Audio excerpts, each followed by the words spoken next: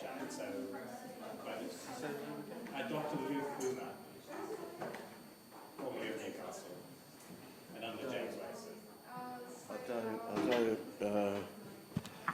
Yeah. Okay, well he's at AstraZeneca now. Okay. I get the impression that like he's doing something, but that's I mean, he's got a postdoc, so it's completely different. that sounds very similar to. So when I left Leicester, Yeah. a number of my colleagues went to AstraZeneca. So I now know more people at AstraZeneca than I do at Leicester. Yeah, so I actually work with them, and they all have postdocs. And Yeah, well that's the thing. Like people will say, like you can go into an interesting industry job with just a BSc, and all my like practical experiences. No, that's not the case. You should probably get a PhD. I mean, so the least qualified person who went to AZ from Leicester was a postdoc. There you go. So, and the others were associate professor or professor. Yeah. So it's sort of, No, I mean, I have no interest in going back to the industry anytime soon, but if I was to, then it sounds like I'm correct in assuming I should probably get some more qualifications. I always say to people, in fact, I've advised a number of people, don't get worried when this happens, that the files I've just uploaded I'm missing or some will change. I have that when I do something. aren't there. But worryingly, the file that we looked at on Thursday is it not updated? Shit. I'll let you focus. Yes. On that, but we'll catch up later. Yeah, okay.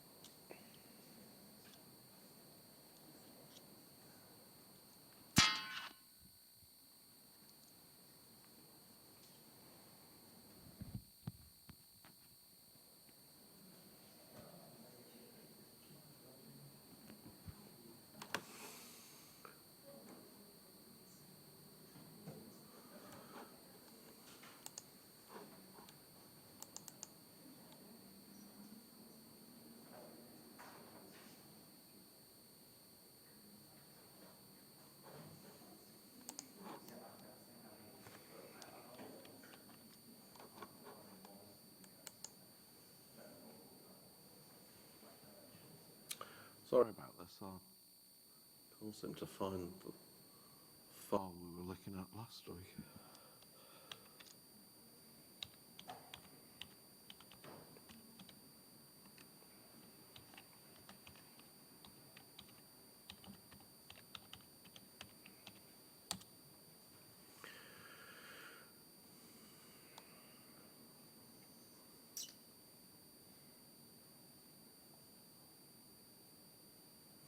In the meantime, I was going to say at the start anyway, are there any questions?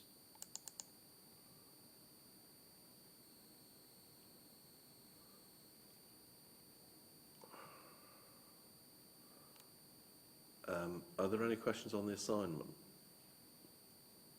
Yeah. For the EDA section, like, is there supposed to be a chunk of the notes that we're meant to reference, or is that more just down to like our personal understanding of doing EDA? Like, should we just know how to do that? Yes, I think. I mean, so the two aspects of the EDA are, you know, yeah, just describing the data that are there. You know, so you know, fairly standard things. Yeah, I was sort of expecting that people would be able to do that. But the second part, which it does sort of say, is as part of the EDA, you need to look to see if you can identify any potential confounders. That, in a way, that's the describe the data, but then the key thing is, are there any potential confounders that you can identify? Okay. That's the key thing. So, how do you do that? Right? So remember the diagram. A confounder is so the thing that we're interested in. And I have to remember what the assignment is on. The thing that we're interested in is CEA levels, elevated or not. And the outcome is death. And so what you want to do is sort of say, are there any variables, other variables in the data set that are associated with death and also associated with elevated CEA? And if there are, if there is a variable that is associated with both of them, then that's a potential confounder. And you must allow for that in the analysis. Or, you know, in the adjusted analysis, you must allow for it. If there's a variable that is only associated with one of them, say death, then that might come out in your model building exercise as something you should adjust for, allow for, potential explanatory variable, but it's not a confounder. So a confounder is only variables that are associated with both. So that's the second part of the EDA round. Any other questions? I was going to quickly ask about the bit at the end where we're talking about 10% relative increase. Is that to do with there's a slide on cohort studies and odds ratios at the end of epidemiology 2? Is it to do with that? Yeah, you could. That last question is a little bit open-ended. You know, it's for people to. For interpretation. Think. Well, it's for people to think. How might I, you know, answer it? But yeah. So the information is 10% relative increase in the risk of death. So what does that mean? It means you would want to be able to detect, for instance, an odds ratio of 1.1 or a incident rate ratio of 1.1. So any I mean, they're the main two things we've looked at: odds ratios and incident rate ratios. So, yeah, 10% increase. You're looking to be able to detect an estimate of 1.1. Okay. Right, I'm struggling a bit to find the things. I might have to see if I can get it on Moodle.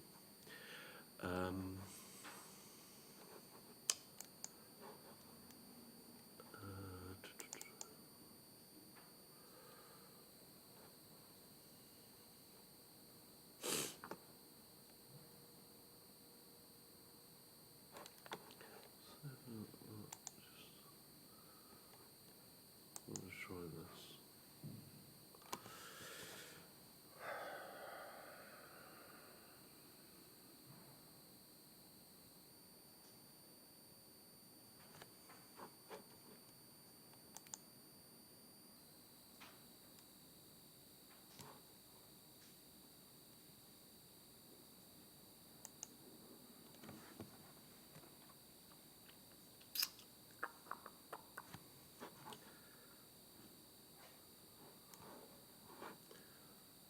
Don't know what's, just doesn't seem to be connecting.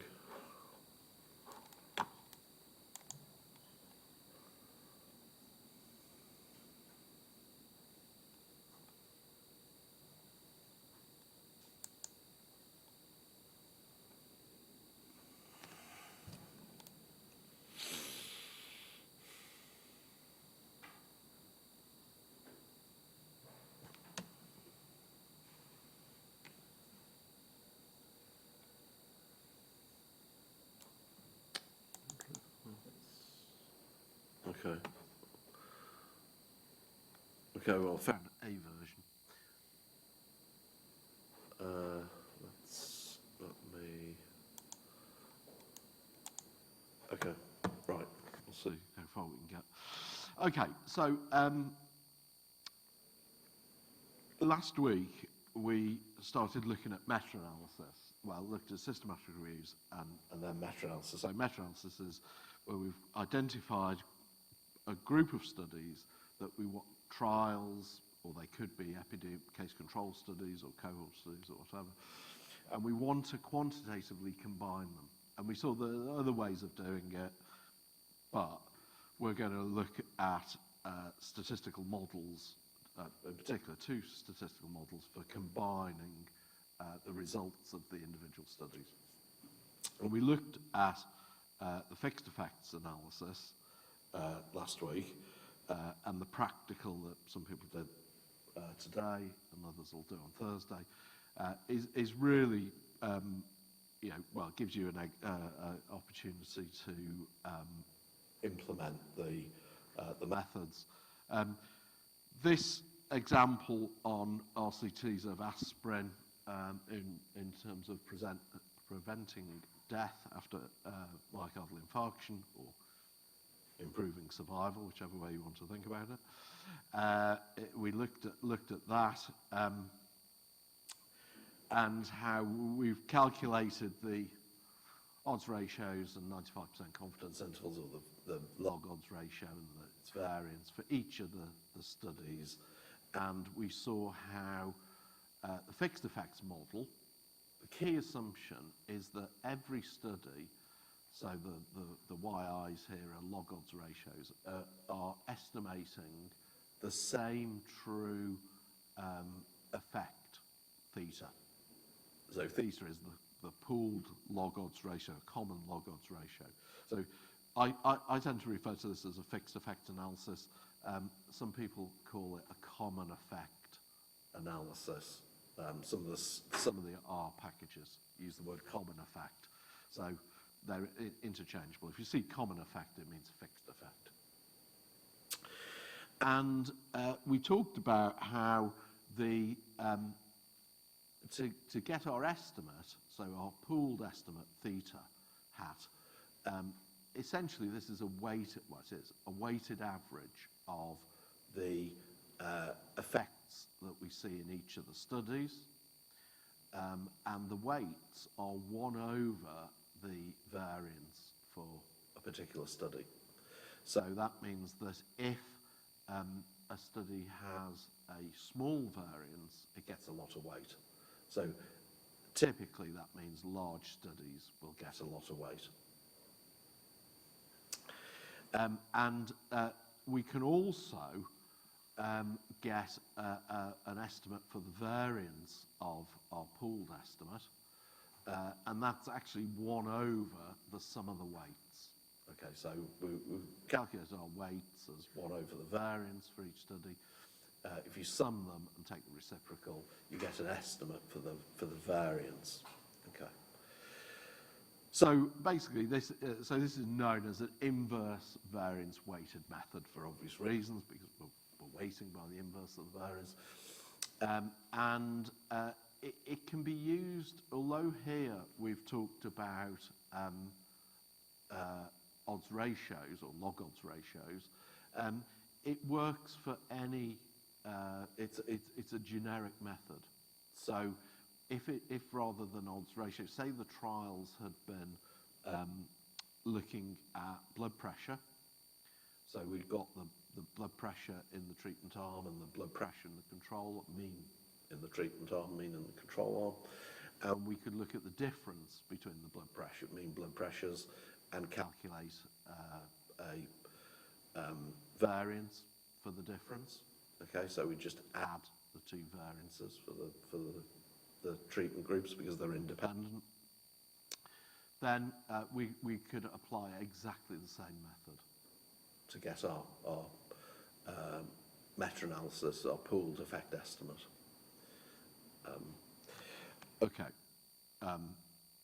It also, you could, just linking this with the survival, imagine that these trials had looked at a survival endpoint, so maybe mortality, using time to event analysis, and rather than odds ratios, we'd actually got estimates for the hazard ratio in each of the studies. So each study may have fitted a Cox proportional hazards model and reported a hazard ratio and confidence interval and so on. We could apply exactly the same methods to that. Okay, so we take the hazard ratio or log hazard ratio together with a measure of uncertainty and or the variance, and then use exactly the same methods. So it's a very generic. This inverse variance weighted method is very generic. Now there are other ways to sort of put these studies together. I mean, there's a Mantel-Heinzel approach. Sorry, that should be Peto, not Petter. Peto approach.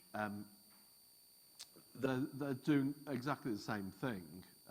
They're just using a slightly different algorithm. Okay, and the practical this week uses, there's a package, our package, meta package, and it gives you're going to get some experience of using that. Okay, so we've got this fixed effects analysis, which is great, but the really strong assumption that the fixed effects model makes is that each study is estimating exactly the same underlying effect, this theta parameter. And very often, we don't believe that. Or we're not sure that's a valid assumption, because there might be differences between the trials that we know about. So there might be differences in the populations. Some trials may have looked at slightly older patients, some trials may have looked at slightly younger patients. In the practical, there's a question about the dose of the drug. So in the practical, there are the 4 trials, all randomized the drug, which I've slipped out of my mind, the sort of experimental drug compared to placebo. But when you look at the 4 trials, the dosage of the drug is slightly different.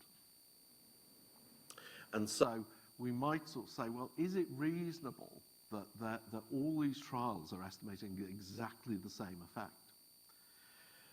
And basically,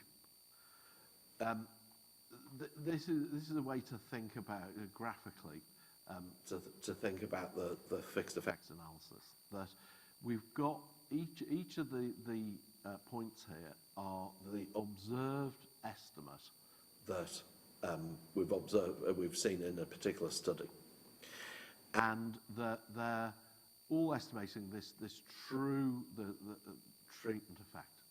So the vertical line is theta, basically, and that the only way that they deviate from that line is due to either random error or sampling error. Okay.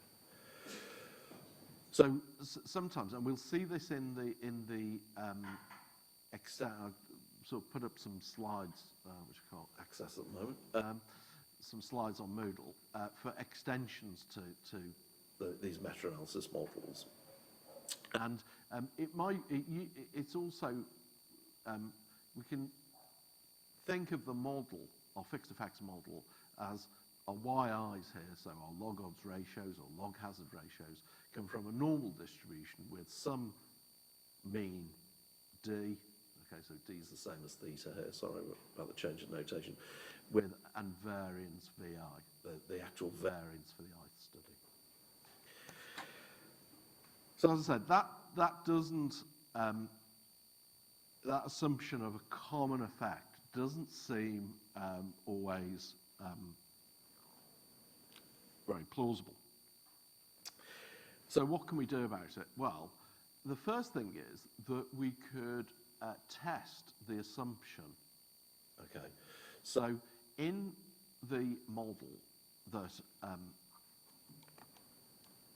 in our meta-analysis model, we could think about each individual study, and we'll see this in a minute.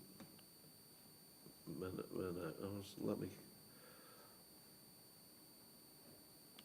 Yeah, sorry, I'm trying.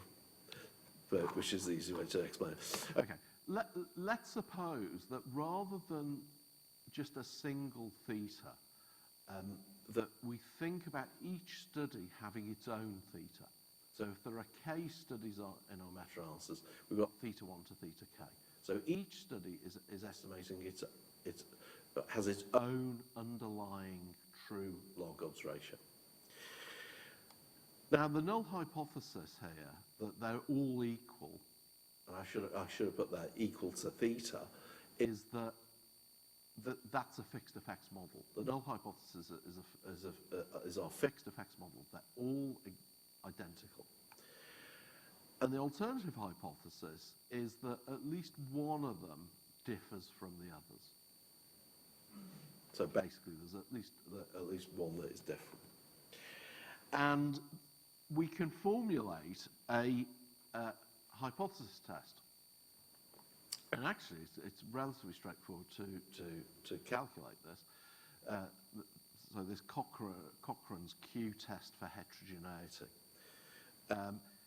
Our test statistic is, well, we take the difference between each theta I, okay, so there's each underlying effect, and the overall effect, theta, divided by the variance associated with each study. That simplifies to basically when we plug in the variance in terms of the weighting estimate, it's just the weights times the sum of the squared differences. And under the null hypothesis, that will have a chi-squared k minus 1 distribution, where k is the number of studies that we've got. So this gives us a test for saying, well, okay, we've fitted our fixed effects model, but is there evidence that actually we would prefer one where at least one of the thetas differs? Okay. So you might sort of say, well, that's good because we can do this Q test and decide whether or not fixed effects is okay, or whether in fact we should go to random effects. Problem is that this test has got low power. Okay, and so what does that mean? it means that if there is heterogeneity, if in fact, you know, there's evidence against the null, we might not detect it. So you always have to be quite cautious about interpreting these tests for heterogeneity. One approach is to consider, rather than using a 5% significance level, maybe a 10% significance level. So it gives you a bit more chance to detect when there might be an issue. Okay, so that's one approach. Other people would sort of say, and this is an area where, not so much now, probably 10 plus years ago, maybe 20 years ago, there were sort of rival camps in meta-analysis, and there were some people like Richard Peto at Oxford who thought that you should always do a fixed effect analysis, and if you get enough trials, it doesn't matter. And there were other people, including myself, who sort of said, actually, you should always fit a random effects model, and you know, you're estimating the heterogeneity, as we'll see how to do in a minute, and if it's small, it's going to give you the same answers, similar answers to the fixed effects, so why worry? Okay, and there were people in the middle who sort of said, well, perhaps we should look at things like the Q test first, and try and make a decision. Okay, so let's go back to our example and see what happens. So here's our fixed effects analysis. So we've calculated the log odds ratios for each. We talked last time about the odds ratios. We've calculated the log odds ratios. We've calculated the variance. The weights are 1 over these variances, and the right-hand column just gives you a percentage weight for each study. And not surprisingly, ISIS 2 gets 73% of the weight. Remember, this study has 17,000 people in it. All the rest were much smaller. So we calculate our pooled estimate as this weighted average of these log odds ratios. Pooled log odds ratio 1.09 and again the variance is 1 over the sum of the weights. Okay. So our pooled odds ratio, remember this is for survival, so our pooled odds ratio 1.115. So basically a 11 to 12% increase in your chance of surviving following an MI if you take aspirin. Okay. And we can get a 95% confidence interval, and we can see the lower limit 1.045. So at least a 4.5% increase in your chance. Okay. So here's our forest plot now with the studies and with our pooled fixed effects estimate down there, and we can do a Cochrane's Q test. Okay. So for heterogeneity, and you can see that the p-value is 0.13. So if we're using a 10% level, it's only just above 10%. So we might sort of say that, you know, there is a bit of heterogeneity here. You know, and we might want to think about whether fixed effects is the right way to go. Okay, so I've sort of talked about the ideas of allowing each study to have its own theta, its own true effect. And that's what a random effects model is. So what does that mean in practice? How do we, in terms of writing the model down? Well, now our observed effects, so the log odds ratios, the yi's in each study, is equal to theta I plus epsilon I, or ei, whereas before we just had theta. And the theta i's, so the underlying log odds ratio for each study, come from a normal distribution with a mean theta and variance tau squared.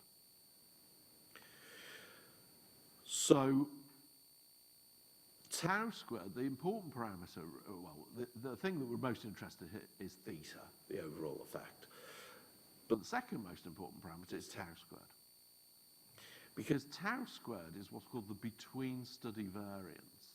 So this is how much variability there is between the different studies in terms of, you know, whatever effect estimate we're interested in. So what happens when tau squared's 0?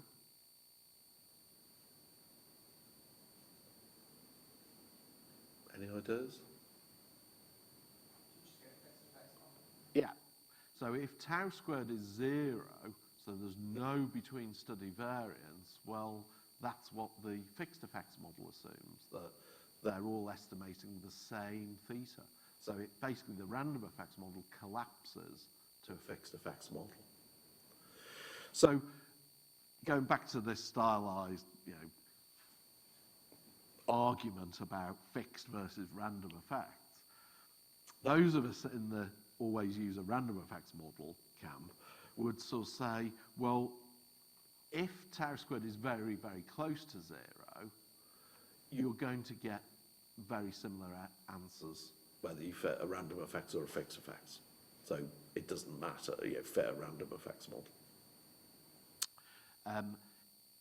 If tau squared is not close to 0, if it's larger, and I'll talk probably tomorrow about interpreting values of tau squared, but if it is not 0, then, you know, that's sort of saying there is heterogeneity in your data, and you should really take it into account. Okay, you should at least allow for it, even if you can't explain it. And the estimate for theta that we get out of our random effects model, it looks very similar to what we got in the fixed effects model, except the weights now are, rather than being 1 over the variance for the I study, it's now 1 over the variance plus tau squared. So again, you can see that if tau squared is 0, the weights are exactly the same as we would have had in the fixed effects model. Now, unfortunately, this, unlike the fixed effects, which we could write down and do by hand, the work out the weights. Here, the weights involve tau squared. And so we have to be able to estimate tau squared. And the reason that I've not put anything explicitly about estimating the parameters is that you have to do it iteratively. Okay. Usually using restricted maximum likelihood. Now, this links with some of the things we're probably going to say tomorrow, is that a lot of the virtually all the packages that implement meta-analysis do so in a very similar way. And what they do is they estimate tau squared. So they estimate the between study heterogeneity, or between study variance, and then sort of say, right, we've got our estimate for tau squared, we'll now plug it into this formula. You know, we know what the variance for each study is. We'll plug it into this formula and calculate our pooled effect estimate.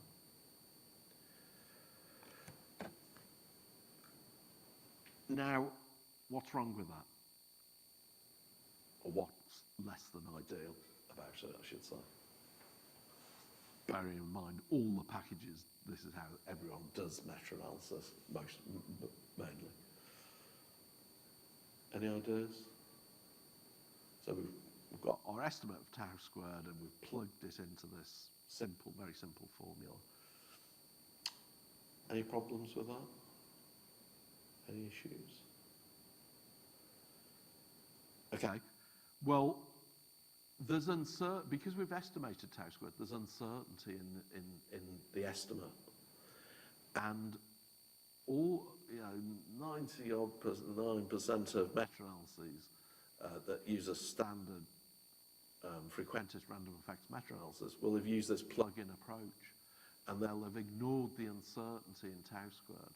They'll have assumed that we know it perfectly. And so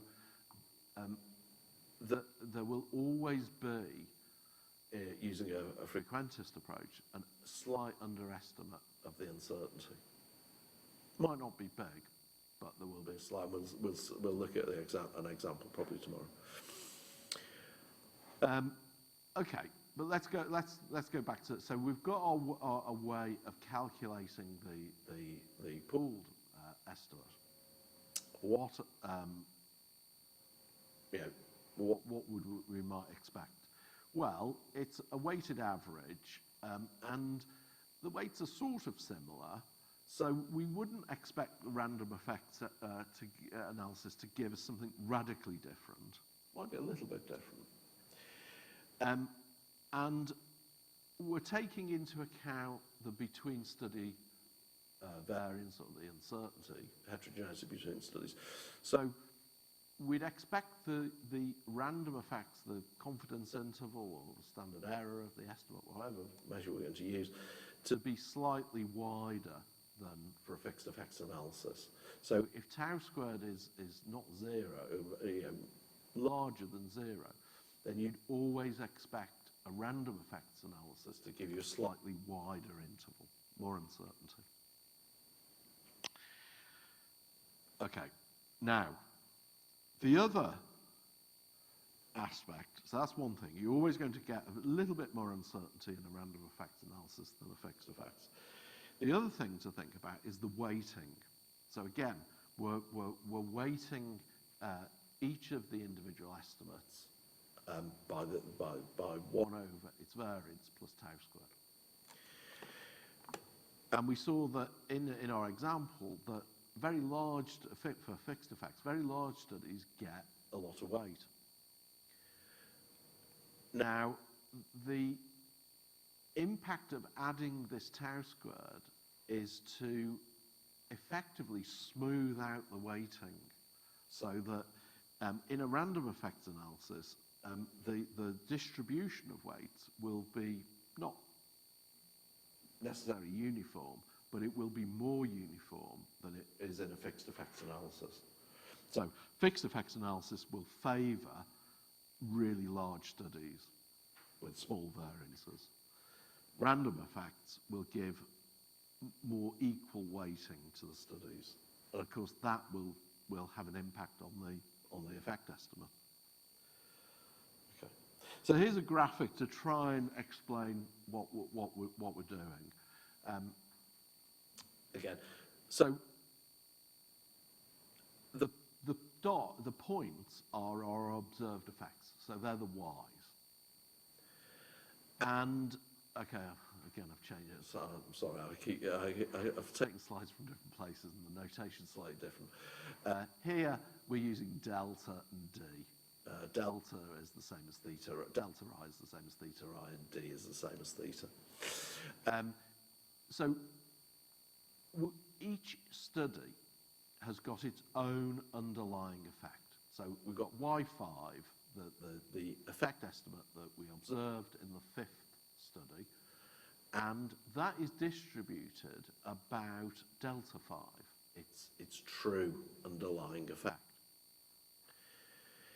Now, what does that mean? It means that if we replicated study 5, if we did another study, exactly the same as study 5, we wouldn't get exactly the same answer because of sampling error, or random error, whichever way you want to think about it. But it would be distributed around delta 5. So maybe it was here, Y5 was a little bit less than delta 5. When we replicated the study, we might get a point estimate the other side of delta, a bit larger than delta 5. But that they would be distributed about these deltas. And that's true of all the, for each study. And these deltas, the underlying effects, are themselves drawn from some population, okay, of studies. So this normal distribution that we've put on is the distribution of the underlying effects. And the mean of that distribution, the red line, is our pooled effect. Is the overall effect, so that's D or theta, whichever way you want to think about it. So this distribution, if there's a lot of between study variability, a lot of heterogeneity in our data, then this distribution is going to be quite diffuse. Okay. If there's very little, then it's going to be narrow. So the tau squared here is the variance parameter for this distribution. Okay. Hopefully that's perhaps helped in understanding. Okay, so let's look at the apply our analysis. And for some reason it's gone off the screen. Let me do a survey. Okay. Okay, sorry about that. I can't show, it hasn't got the percentages, but actually, so we've got our fixed facts weights, okay, from before, and the percentages. The percentages for the random effects are off slightly off the page, but hopefully you can see the impact of the random effects in that if you look at the distribution. So ISIS-2 still gets the largest weight. Okay, 89. But the next closest study, AMIS, so that was, I think, 2,000, 4,000 patients, can't remember, gets weight 51. Whereas in the fixed effects, the weight of AMIS was basically a sixth of ISIS-2. It's now more than half. So and you can see the same thing in terms of the weights attributed to other studies. So it's much more uniform. So let's have a look at what happens in our study, our pooled effect estimates. Random effects odds ratio 1.14, so very similar to what we got before, 1.11. But you can see that the 95% confidence interval now is 1.01, so 1% improvement in survival, up to 1.29, so it's wider than the fixed effects. And we've got our estimate here for tau squared, the between studies, which looks quite small, probably explains why the fixed and random give quite similar effect estimates. And the interval, confidence interval for random effects is wider, but interestingly, it's still statistically significant. Now, a lot of debate, this argument about fixed and random effects was motivated by the fact that you can imagine that there are examples, and there are lots of examples, where you fit a fixed effects model and you get a statistically significant result. So like this, aspirin is good thing. What if that random effects model, though, had been 0.99? So it was non-significant. So you're sort of saying, well, hang on, if I fit a fixed effects model, I get significant results. If I fit a random effects model, I get a non-significant result. And so that, it was examples like that sort of got this debate going about, well, hang on, which one should we be fitting? Now, in practice, one important thing to realise is that a random effects analysis allows for heterogeneity, but it doesn't explain it. So we might sort of say, okay, we've got this meta-analysis. There seems to be quite a lot of heterogeneity. We may have done a Cochrane's Q test that was significant at the 10% level. We've fitted a random effects model.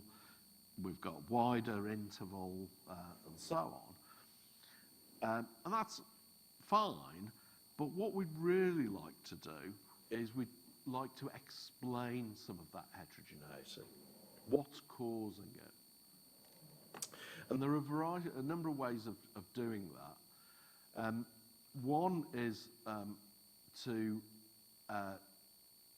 basically do subgroup analysis. So we could imagine that some of these studies were done perhaps in the UK. You know, that might be an issue. It might be the age of the population. Some were done in younger populations, some were done in older, and so on. So we could actually do perhaps two separate meta-analyses stratifying by those factors. Now, there are a couple of issues with that. So, if that is the case, that you could you could subset a whole study. You could divide the studies based on some characteristic. Let's say UK, non-UK. That's fine. But very often, studies contain both young and older patients. And what we'd like to do, and it's not always possible though, is to take estimates for each study for their young population and their old population separately, and basically do a young patient meta-analysis and an older patient meta-analysis. That's the ideal, but very often you can't, you don't have the information. The information's not presented in that way in papers and so on, and so it's a bit limited. So what else can you do? What you can do is what's called meta-regression. And this is basically where we extend our random effects model, if you like, to include covariates. So the covariates could be, let's say, the percentage of patients who were female in each study. So if we thought that sex was perhaps an important covariate, we could look at the percentage of patients. We could look at the average age of patients in a study. Now, one of the problems with doing things like average age is that it is what it it's what it says it is. It's the average of all the patients in that study.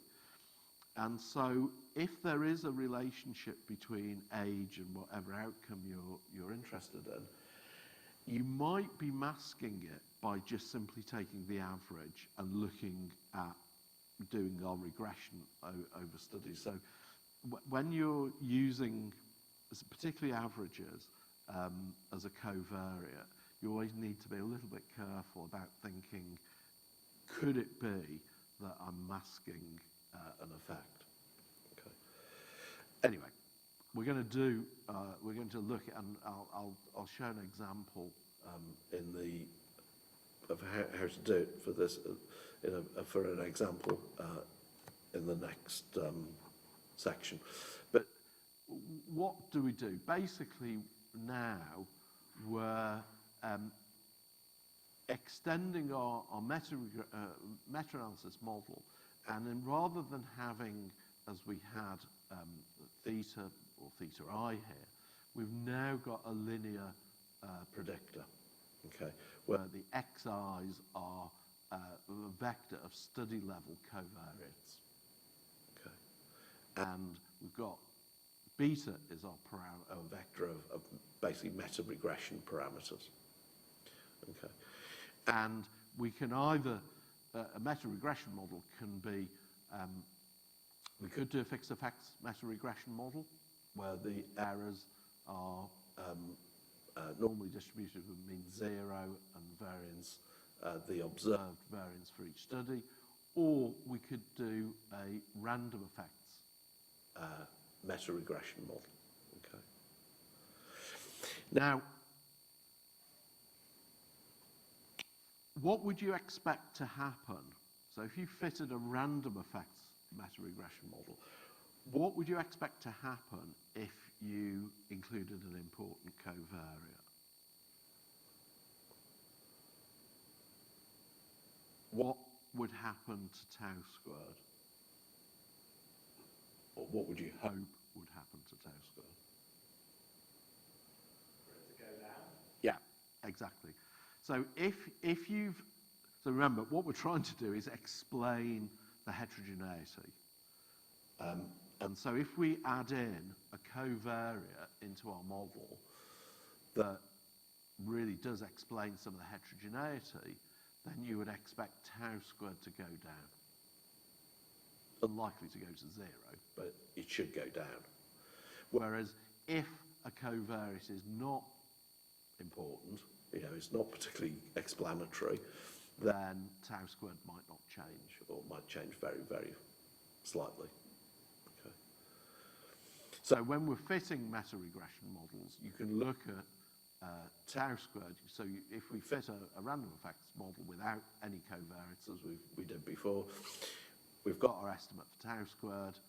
We can then fit our meta regression model and look at by how much tau squared's gone down. I mean, you can look at other things like model fit and so on, but in terms of meta-analysis, probably the most important thing is how much does tau squared go down.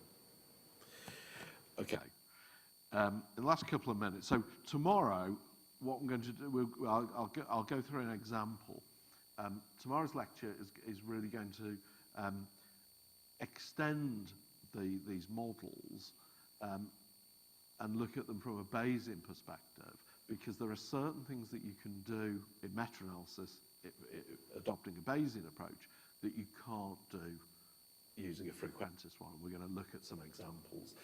It also means that this problem of not estimating tau, not allowing for the uncertainty in tau squared, is also addressed as well. So it's and we can extend it to more complicated situations. Okay, I'll stop. Tomorrow I'll start with just saying a few things on publication bias, and then we'll look at Bayesian models and so on. Just some final thing. So tomorrow's lecture will be on Bayesian meta-analysis, and that will be the last examinable topic for ST332.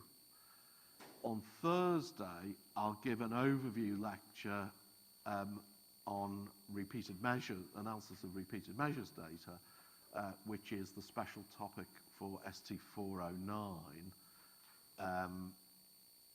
Everyone's welcome to, people taking ST332 are welcome to come, but it's not examinable, whereas for 409 it is. And I'll also put on Moodle, there'll be some, probably about half a dozen papers or book chapters on repeated measures, modelling, for you to read as well. Okay.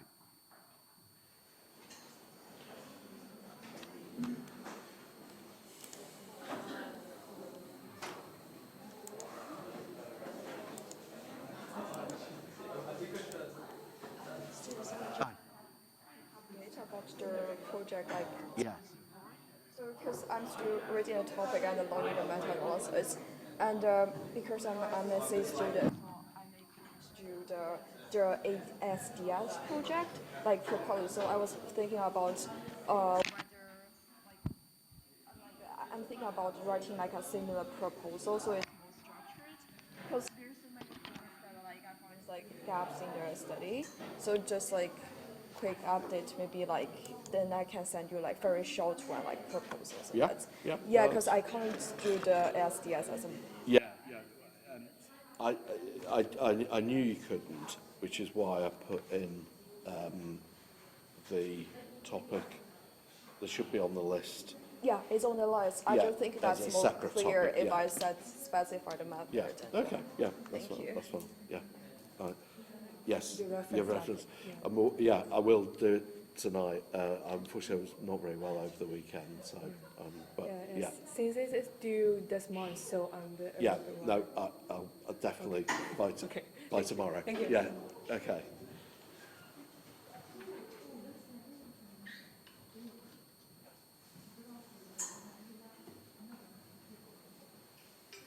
That's a more thorough introduction to bits and random events than psychology gave me, which wasn't.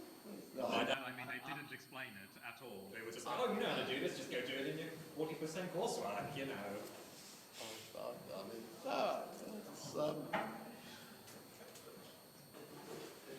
it's interesting, and Yeah. for the repeated measures stuff, part of the reason for making the topic repeated measures was because, and asking, talking to colleagues, it occurred to me that that's the first time